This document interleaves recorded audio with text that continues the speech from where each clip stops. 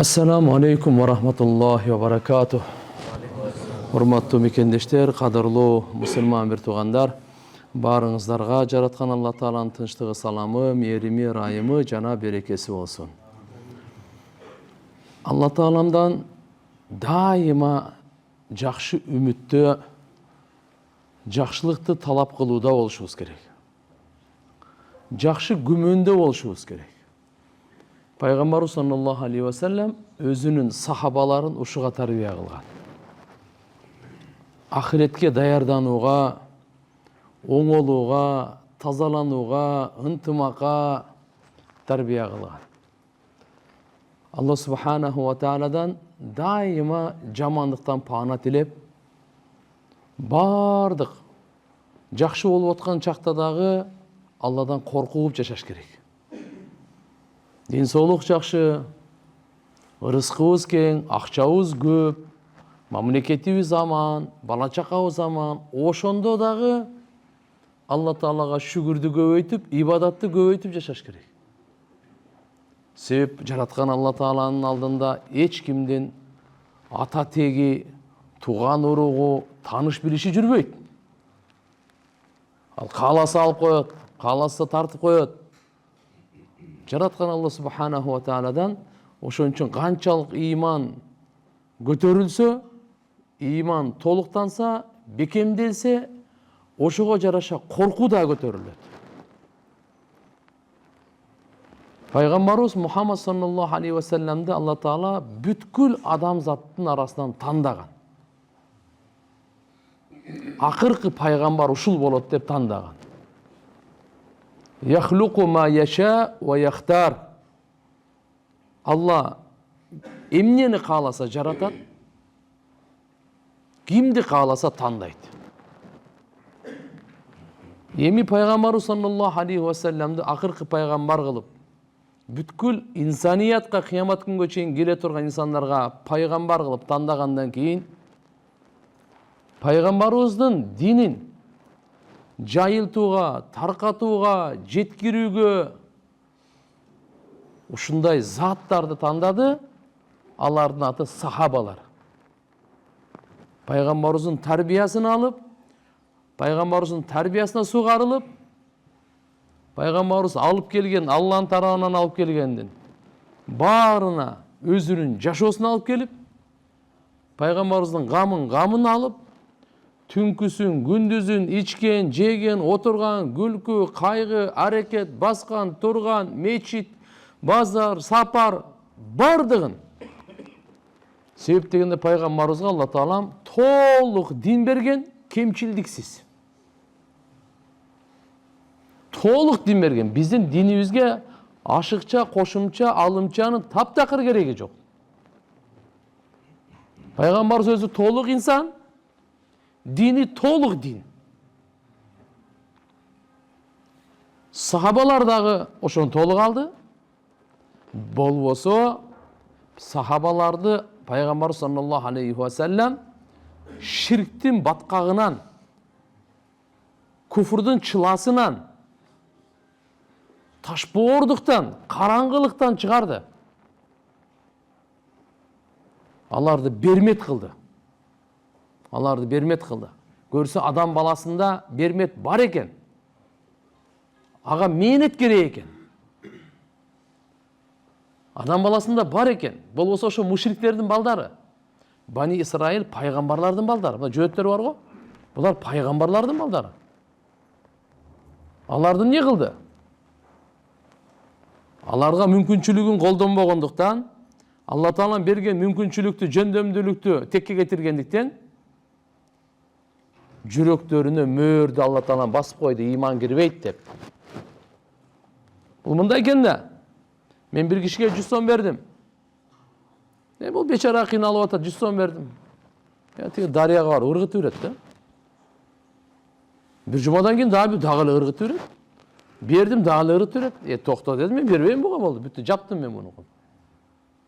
Алла Таала жөндөн эле мөөр басып койгон жок. Мүмкүнчүлүк берип атат. Бардыгын талкалай берсе, мынандай мисал менен мөөр басып койгон. Сахабаларда кандай болду? Эркектери, аялдары, байлары, кембагалдары, жаштары баары бар эле. Алар болбогондо бизге дин келбейт эле. Бизге дин жетпейт эле. Алла субханаху ва таала пайгамбарлардын пайгамбары ушундай улуу заттын тарбиясына, сохбатына,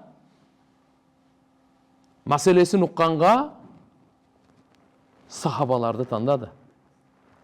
Сахаба деп кимди айтат? Сахаба деп тугандар пайгамбарыбыз саллаллаху алейхи ва салламга иман менен жолуккан, исламда өткөн. Буну сахаба дейт. Көрбөсө дагы. Көзү азиз, көзү көрбөгөн сахабалар бар эле, пайгамбарыбыз көргөн эмес. Саллаллаху алейхи ва саллам. Бирок жолуккан. Жолугуу шарт. Кандай иман менен жолуккан. Ошо боюнча жашап, дүйнөдөн өтүп атканда, исламда дүйнөдөн өткөн, буну сахаба деп коет. Буну сахаба деп коет. Эмне үчүн сахабалардын тарыхы? Булар пайгамбарлар эмес. Бирок үммөттүн эң алгачкы. Булардын тамашасы азыраак, коркусу көбүрөөк, жүрөктөрү тазараак. Дүйнөнү караганда ахиретти үстөмдү кылган адамдын сапаты адамдык сапат. Адамгерчилик сапат эң жогорку деңгээлде табылган инсандар.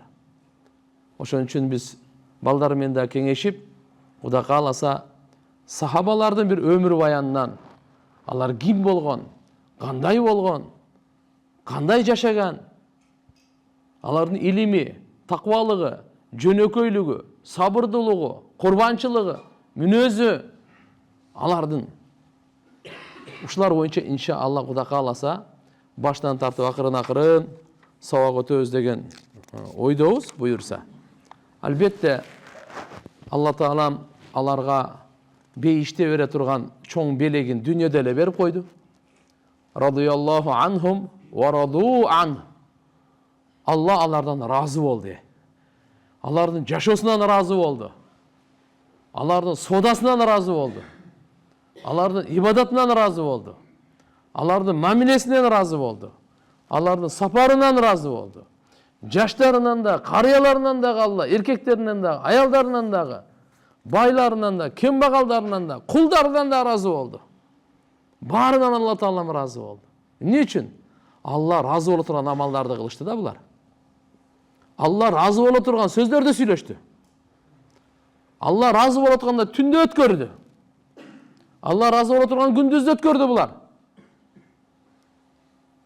Мынакей Алла субханаху ва тааланы булар жакындан таанып, Алла субханаху ва тааладан коркуп, ички дүйнөсүн арулап, тазалап, кандай деген субханалла адамдык касиеттер болуш керек, ошолордун бардыгын жандандырып, пайгамбар саллаллаху алейхи ва салламдын берекесинен, пайгамбардын тарбиясынан, пайгамбар саллаллаху алейхи ва салlam дуасынан ушундай улуу макамга жетти.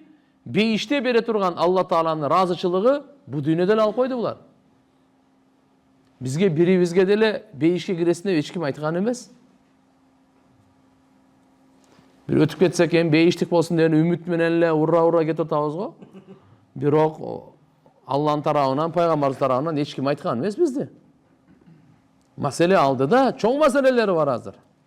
Сахабалар Алла субхана ва таала пайгамбар саллаллаху алейхи ва салламга сохбатына тандады. Сохбат деп коет, сахаба деген сөз, сохбат деген чыгат. Сахиб деп коет да, жанда отурган. Ва сахиби бил жам, шерик, жандаш. Маектешкен, сүйлөшкөн, диалогтошкон. Жолдош. Бауырлашкан. Пайгамбарыбыз сохбатында болгон. Буларды сахаба дейт. Сахабалар эки түргө бөлүнөт. Мухажирлер, ансарлар деп. Сахабалардын баары экиге бөлүнөт. Мухажирлер жана ансарлар. Меккеде иман келтирип, меккеликтер батырбай, аны Меккени таштап улуу көчүү жасаганда, хижрат кылганда ошолорду мухажирлер көчкөн. Буларды мухажирлер. Экинчиси ансар, мединалыктарды ансар. Пайгамбар саллаллаху алейхи ва салламды Алла таалам туылған, төрөлгөн жерине Меккени тандады эле. Бирок түбөлүктү кыямат күнгө чейин эс ала турган жайын Мадинаны тандаган. Ушу эки берелик келүү шаарда Кур'ан түшкөн. Ансар жардам берген сахабалар.